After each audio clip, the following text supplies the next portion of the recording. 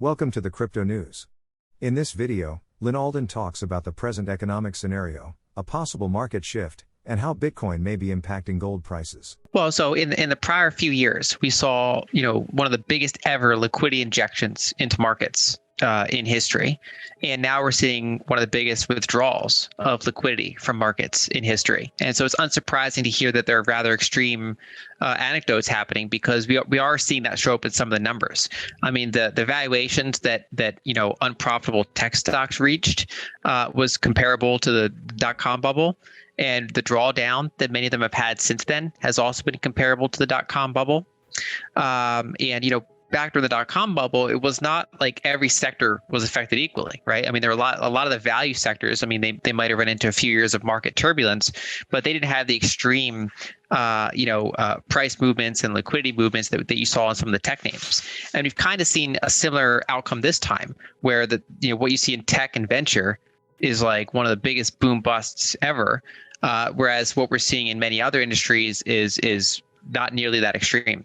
And I think what's also adding to it is that we have a historic bond drawdown at the same time, whereas in most of these environments, you would have seen bonds do pretty well. And so a lot of investors have stocks and bonds, and they both went down.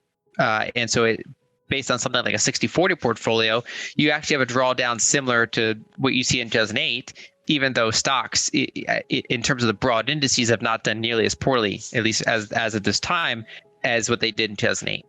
Are there any facets of this crash occurring now that you could honestly say were completely unexpected and would qualify as a black swan?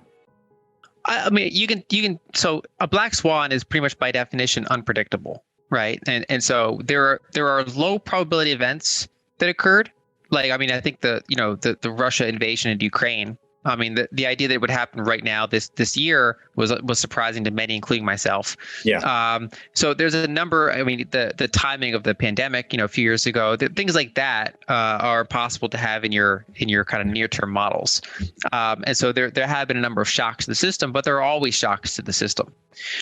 Some of what we're seeing in this broad drawdown are not black swan events. And so, for example, if you look at the U.S. Purchasing Managers Index, right, the PMI is basically a measure of economic growth acceleration or deceleration. And that doesn't mean growing or shrinking. It means accelerating or decelerating. And of course, if it decelerates enough, it can outright shrink. And if you look at that long-term cycle, roughly every 3 years, you go through one of these gyrations where it looks like a sine wave with like a 3-year period. And, some of those drawdowns result in recessions, other ones result in soft patches. Whenever you have a declining PMI environment, which we've had over the past, 6 to 12 months, you tend to get a lot of these impacts in the system. And then we complicate it by the fact that we had the biggest inflation spike in decades. And so the Fed is tightening into that slowdown. And so a lot of things that are inherently unstable get tested and broken.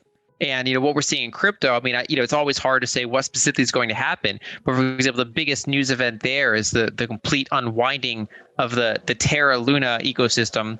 And there are a number of us, including myself, that actually wrote ahead of time about the risks with that protocol. And so, I didn't say it was going to crash in mid-May. It was like, it's like, if you're worried about forest fires, you can describe, the conditions for a forest fire are looking very problematic, but you can't predict when lightning is going to hit a tree, right? Yeah. And so there are a bunch of people that are outlining there are aspects in the broad crypto space that are completely unsustainable, and that can be separate from your long-term view of something like Bitcoin. But basically around Bitcoin, there's all these other projects, and many of them are, basically they seem like black swans when they happen, but they were artificial to begin with. I think to see gold do particularly well, you'd want to see more, right now, so basically we have a declining economic activity, which is generally good for gold compared to stocks. But we also have the Fed trying to tighten into this, which is bad for pretty much anything other than the dollar and maybe some really defensive value types of equities and things like that. And so I think right now the Fed's in a dilemma where they have declining economic activity, but inflation's still well above their target. And so I think the regime shift would happen if they have to stop tightening due to declining economic activity while inflation's still high. I think that's where you could see gold do particularly well. probably some of these other, Bitcoin probably do pretty well. Whereas anything that still faces margin pressure from rising wages or that faces supply chain problems from, say, China, those things would probably still continue to have some turbulence in that type of environment. Whereas the things that don't have to worry about profit margins, like hard monies, can do pretty well. And then I would say furthermore, I think, obviously one of the challenges to gold has been that it's now sharing the market with things like Bitcoin. And then even the broader, even Bitcoin then had to share that with like Ethereum and had to share it with all these altcoins. And when you have every few years in that cycle, the malinvestment's cleared out, right? So anything like Terra Luna and these other things, they get cleared out. And so, I think if you were to look at gold and Bitcoin together, that's not really been a weak market over the past, any really decent time period, 3-year, 5-year, 10-year.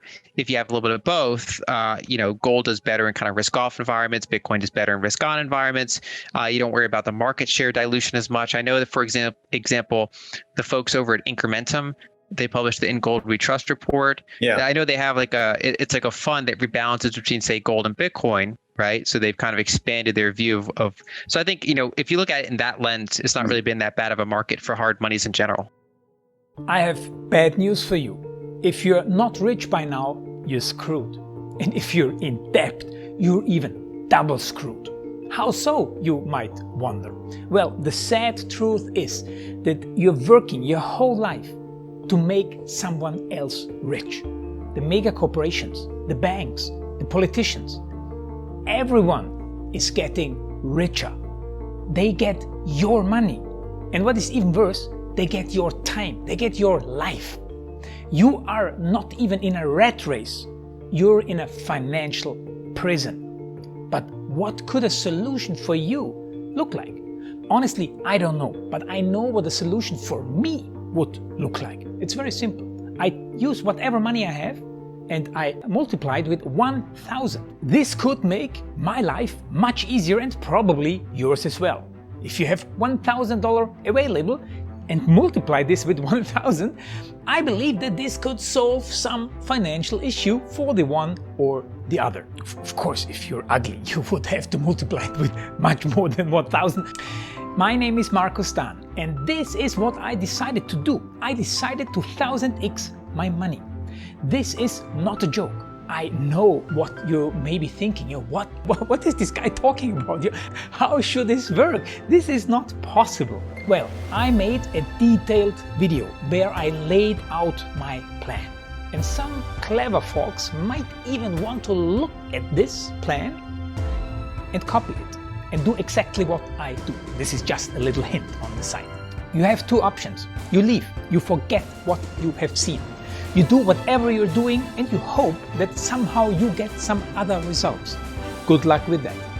Or you click the link below the video. You enter your email address because I'm not showing this to everybody. You at least watch my video on how I plan to 1000x my money. The choice is yours. Make the right choice. Join me.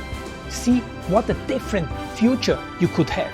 See at least how I plan to do the 1000x. So click on the link below, enter your email address, and I see you on the other side. Your Markus Stan.